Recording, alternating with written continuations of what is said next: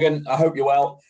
Just reflecting on the events of the past week, have you and the players had a personal apology from John W. Henry or anyone at boardroom level? How did those conversations or meetings even go?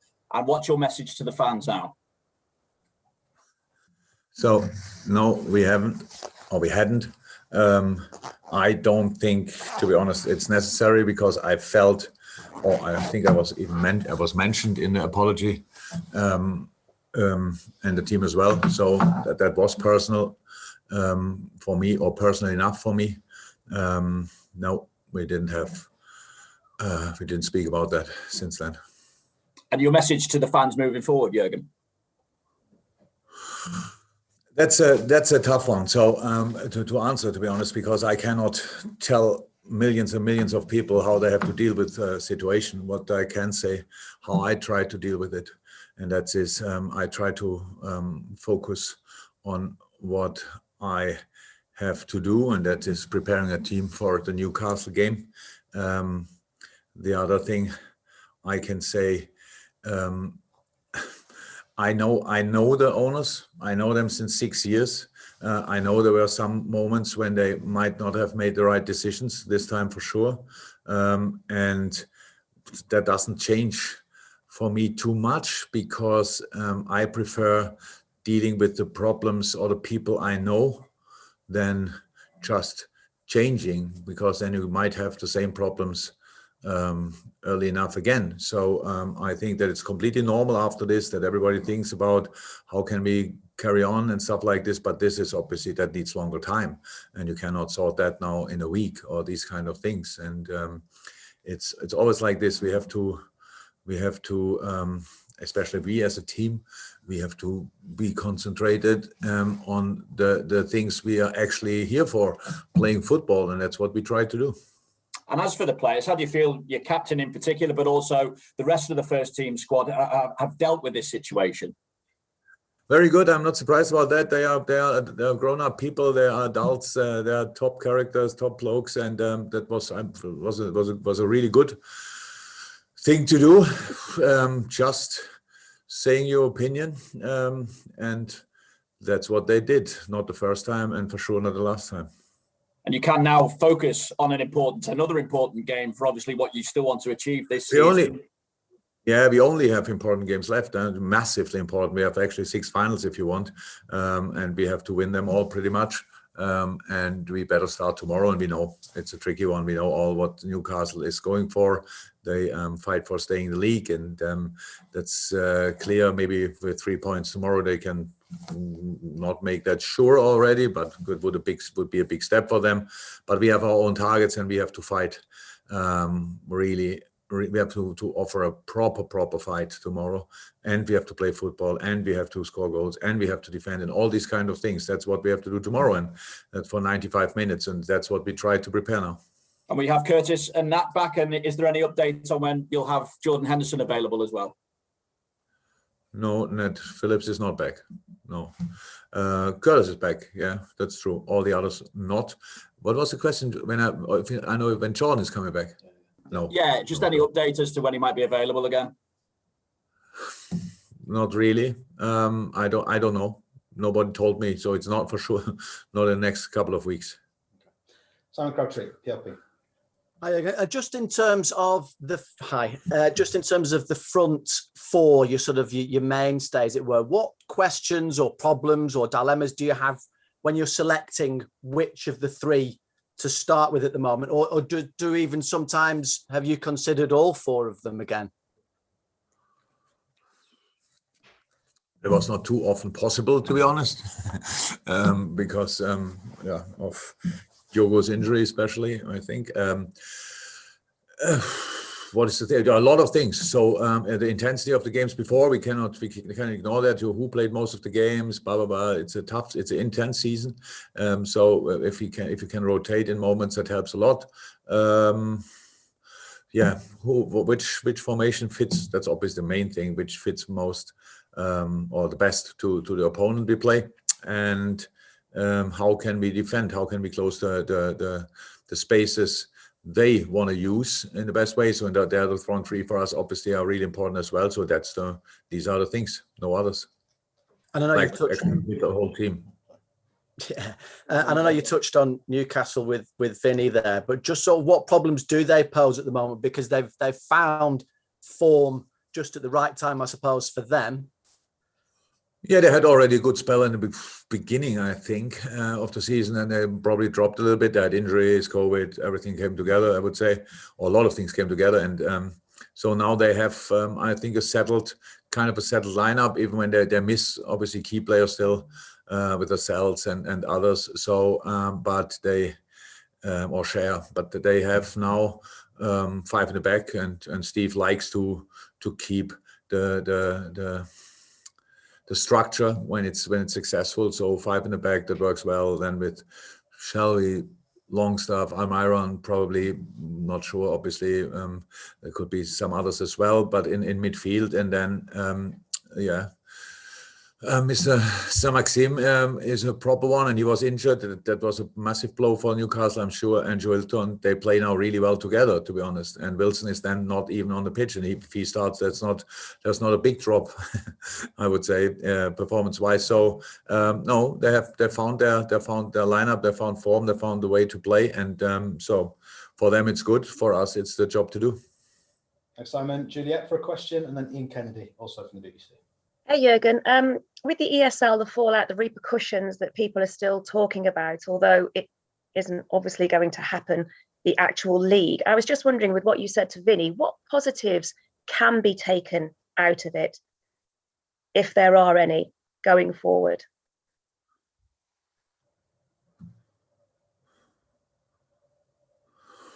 Positives. Well, you always say, like, you look for a positive and a negative situation, when there's talk about the reforms and everything else. I was just wondering. So look, the most positive thing, it didn't happen, but I'm now not involved that much anymore, because I started again focusing on obviously on preparing the team. But what I've heard, it's not over yet, and I don't mean with the Super League could still happen, but obviously now there are a lot of discussions about other things as well, and we could speak a lot about these kind of things. I'm just not here to do that always. Everybody knows my view on more games and stuff like this, and that's why what Pep said yesterday is absolutely, was always my opinion. I didn't hide that you cannot just introduce always new competition. So yes, the Super League is off the table. Good, very good. But the new Champions League is now not that you think, oh great, what's that? Let's just do that. They showed it to me. They called me and they gave 1 hour to UEFA, and then they showed it to me, the whole idea, and I said I don't like it, because there are 10 games instead of 6. I have no idea where we shall put them in, and then you will see what happens then. Then maybe the UEFA will ask for the cup competition gets cancelled in England or whatever, or that we have 18 teams in the league and stuff like this. You tell that the Premier League, then they say no way. You tell that the EFL, they say no way. All these kind of things. The only people who will never get asked are the coaches, the players, and the supporters. Yes, but we have, and I mean, I know the supporters think, yeah, but playing more games, they get paid a lot of money, but we are already on the edge. And believe me, when all the coaches think the same, the coaches of the teams who play international football, so if they all think the same, there must be something in that. It could be a little bit too much. But again, the UEFA didn't ask us, the Super League inventors didn't ask us. Nobody asked us. It's always just play more games. And we said before, that's not possible.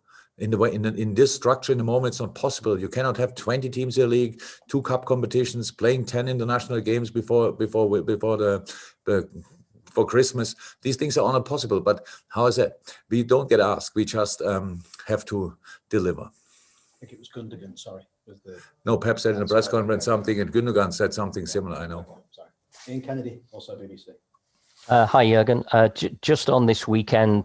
Then ahead, it's an important one because the games are running out. Obviously, you can go 4th in the table, and then West Ham are playing Chelsea. So how big a weekend is this? I know it's all about what you can do, but maybe you need a bit of help from other results as well.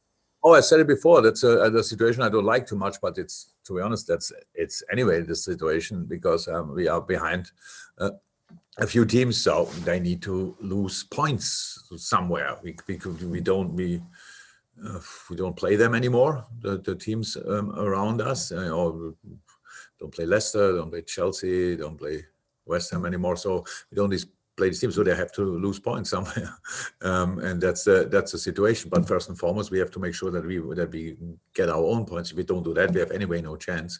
So that's the first thing I'm really concerned about, and all the rest we have to wait and see. That's the truth. And does it feel, I mean, I'm trying to think about the comparison between what you and the players must have felt going into the Leeds game on Monday and how you're feeling now going into this one. Does it feel like a huge weight has been lifted psychologically off everyone's shoulders? Yeah, I would say yes, because it was really tough at Leeds, because we were pretty much thrown into it. We had no idea what's going on. We didn't know exactly how people will react, stuff like this. We had our own opinion. That was it. Yeah, that was not so cool, but I would not say we only drew at Leeds because of that. It just was the situation. So now actually we tried to concentrate fully on this on football again. But we are not dead. So we realize that things are still going on. A lot of talks are for different things happening at the clubs. The only things I can say, I really hope that the bond between us and our supporters, that it might even get stronger, and we don't discuss now always things were a bad decision in the past. I just don't understand life like this, to be honest. Good people, and I can tell you, I know our owners, they are not perfect, like I'm not perfect, like you are not perfect, but they are not bad people. So, and I made a not so good decision, let me say a bad decision, that's true.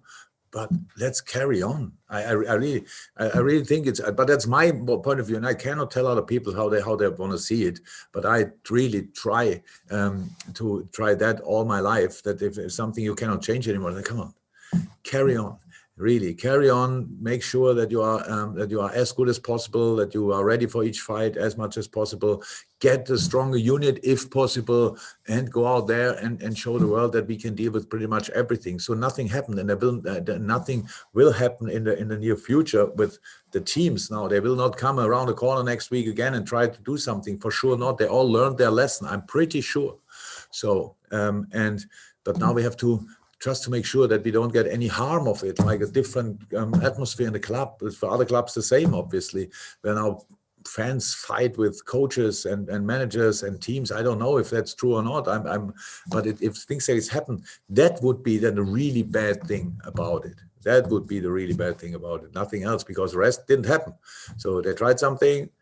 It was not allowed. So come on, let's go back to the beautiful game it always was. And I'm not naive. I know that things will be discussed. I have no problem with that. I have no problem with change. But it's all, we all wanted to have the Super League away. So, but in the same moment, it happened that now the new Champions League is out there.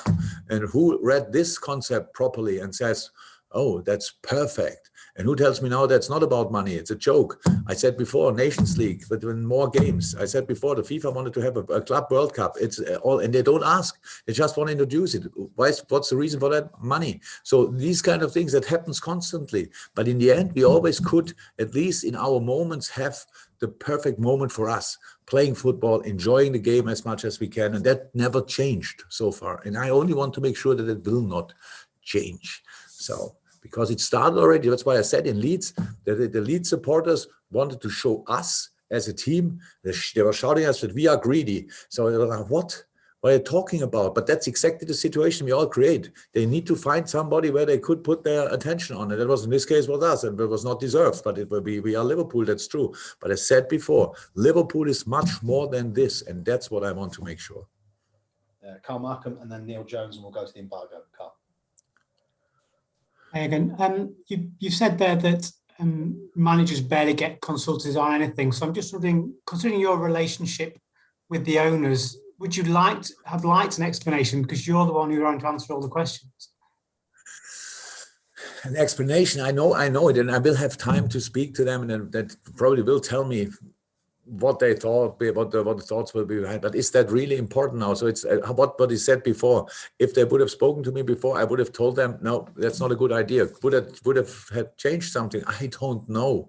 So again, a manager is not. I decide a lot of things, but never did before these kind of things. None of us is doing it. So Pep won with City pretty much everything and was not involved in it. So that's a completely normal thing. There are different levels in a club. They try it, they have made a decision for some reasons. I don't know them, but it's now not about that I get an explanation. I'm not like this. I'm happy about that it didn't happen. And I have so much things to talk about with them. This will actually, from my point of view, not be a part. And why did you do that and stuff like this? We have to plan our future and not talking about what happened last week and these kind of things. It's great that it didn't happen. Absolutely great. It would have been really, really bad. But now it didn't happen. And now I have a job to do, and I cannot do constantly like different jobs. And now again, so make sure that will never happen again. Never. The situation shows it. It will not happen again. So there was now a proper try, obviously, and they couldn't get it through. Believe me, it's now for a long time that something like this will not happen. But other things will happen. Other things will happen. And we spoke about these things before, and nobody listened to the players and the managers. And if we mention it, it's always the argument is always, yeah, but you get that well paid. Yeah. Rotate your squad and all these kind of things. The football structure in this moment is not prepared for more games. And I don't know, and some others on a really high level have no idea how you really shall deal with even more games. And if you have games, competitive games, when you have an international break, stuff like this, that now the national teams play only competitive games as well. So where is the drop-off? And we have to make sure that the quality of football gets higher, not by buying, no, by training, these kind of things. And even the best players cannot get as good as they could be without training. That's just not possible. But we cut off training time constantly. We spoke about that. I spoke about that. Nobody really listened. It sounds always that I'm moaning. It's just a situation. And now one thing happened where everybody was obviously involved and everybody was on the same page. That should not happen. And now we think that would be the worst thing. It didn't happen, so it's not the worst thing. All the other things still happen. That's much worse. They still happen. Nobody cuts off games to just continue. More games. Yeah, these kind of things. When we spoke about 5 subs in this country, nobody said, well, 5 subs, why? It's better for the big clubs. No, it's not better for the big clubs. It's better for the players. Nobody listened. So these kind of things, they still continue. These are my concerns, not the things they didn't happen. No, the things they happened and we still have to deal with. I'll just check quickly as well on the fitness of Jota. There was a lot of conjecture because he wasn't pictured at training yesterday. Diogo's fine. Final question in the open, Neil Jones, and then we'll go to the embargo section. Hi, Jurgen. Did you speak to the players as a group? You know, obviously they took a big step on Tuesday to come out collectively and support. And does it bother you that the great relationship that's been built up over 3 years between the club and the supporters and the team was jeopardised by everything that's happened this week? Yes, of course, I spoke to the team collectively. On match day, because the day before it happened, the match day morning, we organized a meeting, which was not organized before. We didn't think we need that, or we didn't know that we need a meeting. So then we spoke about it. Yes, I explained it, and I said, I hope not that the relationship got jeopardized. To be honest, but I can't see that, but. Who am I to know about that, to be honest? What was the third part of the question? Sorry, put me on mute. Sorry, yeah, I mean, it's about you've got preparing for a game and you've got banners hanging on outside Anfield criticising the club. You've obviously arrived at the Leeds game and had distractions there. The preparation's been affected. Does that bother you that something might be lost in that? No, I understand. No, I understand They're not all, how can fans show then if they're not happy with something? So I was not happy about that when around the Leeds game on the match day that I heard about that, but I understand that completely. Meanwhile, yeah, what do you want to do? You take off the banners or whatever, that's completely fine. I get that 100%. But apart from that, what I had to say about the Leeds game, I said already, and I have no idea what happens tomorrow. I hope nothing, to be honest, but apart from a football game, but I don't know. And these are the facts. So from my point of view, I don't see a reason why there should be anything between our supporters and us, to be honest. But who am I to know? Thanks, guys. This is the